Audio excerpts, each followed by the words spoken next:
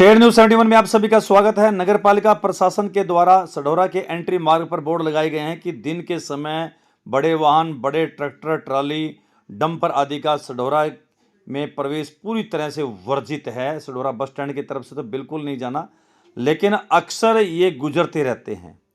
आज की वीडियो का उद्देश्य ये नहीं कि हम दिखा रहे हैं कि देखिए दिन के समय ये गुजर रहे हैं, लेकिन हम आज की वीडियो इस कारण से ये आपको दिखा रहे हैं कि एक डंपर के कारण से, एक भारी वाहन के कारण से, बिना नंबर का ये डंपर के कारण से कितना बड़ा जाम आज बस स्टैंड सढौरे पर लगा। हमारे जाते ही एकदम से थोड़ी सी खुलावट उसमें भी, वरना उससे पहले 15-20 मिनट पूरा जाम लगा हुआ था। हम पीछे पीछे हो गए, बिना नंबर के था। आप देख सकते हैं कि इस डंपर के कारण से कितने वाहन एक साथ एक लाइन में आ गए थे, खड़े हो गए थे, जाम हो गए थे। तो वहाँ पर एक दो पुलिस मैन ने जो है थोड़ी सी मशक्क़त की, इसको हटाया। तो आप देख के इसके दोनों तरफ वाहनों की लंबी लंबी लाइनें लग चुकी थी। अब ये वाहन खुले हैं। हमारे जाते ही थोड़ा सा वाहन खुले, जाम खुला, पुलिस थोड़ी हरकत में आई और देख सकते। लेकिन हमारा उद्देश्य केवल ये दिखाना है कि इस अकेले डंपर के कारण से आज सढौरा बस स्टैंड चौक, यानी थाना चौक से लेकर बस स्टैंड चौक से और इधर तक पाल के ढाबे, बिजली बोर्ड कॉलोनी के सामने से लेकर एक लंबा जाम एक डंपर के कारण से हमें नज़र आया। बिना नंबर के था, कोई देखने वाला नहीं है। पुलिस आई और इधर उधर से थोड़ा ताड़-फाड़ की और इस डंपर को आगे खिसकाया, वरना काफ़ी देर से ये जाम था। लोगों ने बताया कि 15 से 20 मिनट हो गए इस जाम में फंसे हुए थे। अब ये स्वतंत्र रूप से जाम डंपर जो है गुजर रहा है, जा रहा है और दाएं तरफ मुड़ेगा और अपने गंतव्य, अपने लक्ष्य पर ये पहुंच जाएगा। देख सकते हैं कि काफ़ी दोनों तरफ अगर हमने कैमरा घुमाया तो काफ़ी ऐसी प्रकार से कि ट्रैक्टर ट्राली देख सकते हैं ओवरलोडेड थी, शान से गुजरी और कोई इसको रोकने टोकने वाला भी नहीं था। तो कुल मिला के दिन के अंदर ये गुजरने नहीं चाहिए थे, लेकिन दिन रात ये चल रहे हैं। दिन के समय भी ये गुजरते हैं, रोकथाम इनके पता है नहीं है। कभी कभार ही पुलिस एक्शन में आती है और कुछ चालान वगैरह करती है, तो लेकिन बाकी दिनों में तो ये स्वतंत्र रूप से घूमते हैं, कोई चिंता नहीं। आबादी है, बच्चे हैं, बुजुर्ग हैं, महिलाएं हैं, व्यस्त बाजार है, लेकिन इन्होंने तो गुजरना ही है। घूम के शहर की फिरने के ऊपर से भी आ सकते हैं, लेकिन ऐसा नहीं होता। तो आखिरकार इन बेलगाम डंपरों पर, वाहनों पर ब्रेक कब लगे, कब ये खड़े मिलेंगे आपको, कब ये निश्चित समय में से गुजरेंगे, कब ये निश्चित मार्ग पे से गुजरेंगे? तो ऐसा कब होगा? पुलिस प्रशासन कई बार कठोर कदम उठा लेता है, लेकिन उसके बाद स्थिति जो की तो बन जाती है, फिर वही पोजीशन आ जाती है। पुलिस अक्सर प्राइवेट वाहनों को देख सकते हैं, बस चालक को दिशा निर्देश दे रहे हैं कि आपने साइड में रहना है या इस प्रकार से ड्राइव नहीं करनी है, नियमों का पालन करना है। देख सकते हैं आप दृश्य।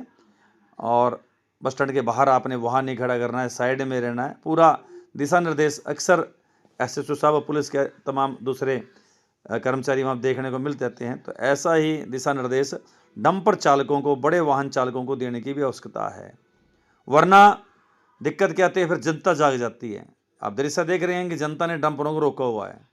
ये जो है गोगामाड़ी जो टेलीफोन एक्सचेंज उसके पास का दृश्य है। कुछ दिन पहले यहाँ पर हम गए थे, तो वाहनों को रोका, फिर वाहन चालकों ने कहा कि हम यहाँ से गुजरेंगे नहीं। आबादी वाला एरिया है, सड़कों की भी पोजीशन ख़राब कर दी और एक दो एक्सीडेंट भी यहाँ पर हुआ। इस कारण से लोग बाग आक्रोश में आए और उन्होंने इन पर जाम लगा दिया। तो ऐसे ही बाबा बंदा सिंह बहादुर यादगार जो गुरुद्वारा, उसके पास के लोग भी जागरूक हुए। एमसी नायब सिंह सैनी के नेतृत्व में और भी लोग इकट्ठे हुए, उन्होंने भी जाम लगाया, कुछ घंटे लगाया। कई शर्तें स्वीकार की चालकों ने कि वो लिमिट स्पीड में रखेंगे, तय समय पे गुजरेंगे और अपने पर जो भी पर वाहनों को उसको ओवरलोडेड नहीं होगा, जो सामान लोड होगा उसमें बजरी, रेत, मिट्टी, तो उसके ऊपर कवर करके गुजरेंगे। लेकिन कुछ दिन ये बात हुई, इसके बाद आज फिर वो धड़ल्ले से चल रहे हैं। उन्हें पता है कि बस कुछ देर सख्ती थी, फिर सख्ती की ढिलाई में आ गई।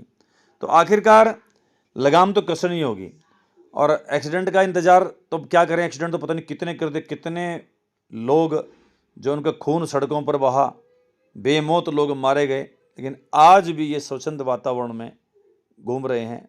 ना जाने अब किसका ये इंतज़ार करेंगे, कौन इनकी चपेट में आएगा। इन डंपरों की चपेट में कभी भी कोई भी किसी भी आयु का व्यक्ति महिला, पुरुष, बच्चा, बुजुर्ग आ सकता है, किसी का भी नंबर अगला हो सकता है।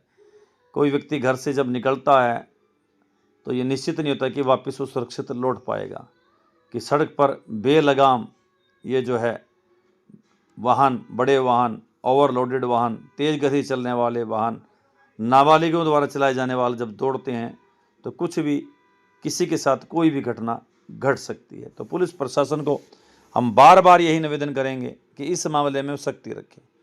जब जीवन से खिलवाड़ की बात आए तो किसी प्रकार से कोई भी समझौता किसी भी शर्त पर नहीं करना चाहिए।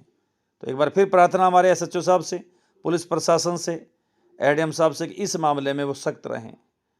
साथ ही जो माइनिंग अथॉरिटी है उनसे भी निवेदन रहा कि इस मामले में वो लगाम कसें, अपने वाहन चालकों को दिशा निर्देश प्रदान करें, और जो भी चालान करने की अथॉरिटी जिनके पास भी है हैवी ओवरलोडेड वाहन चालकों के, तो वो भी सख्त कदम उठाएं और टाइम टू टाइम सड़कों पर निकलें, धरातल पर आएं और देखें कोई गड़बड़ बिना नंबर के देखें तो उसका तुरंत एक मोटा सा अच्छा चालान करें, ताकि उसको भुगतने में दिक्कत हो और फिर वो आगे से कायदा कानून ना तोड़ें। सबसे बड़ा उपाय उनको करना ही पड़ेगा कि जीवन जो है बहुत बहुमूल्य है, ज़िंदगी दोबारा नहीं मिलती। तो किसी का भी परिवार से कोई जाता है तो उसकी पूरी दुनिया उजड़ जाती है। तो ये ध्यान रखकर पुलिस प्रशासन आने वाले समय में अवश्य ही सख्त कदम उठाए। धन्यवाद।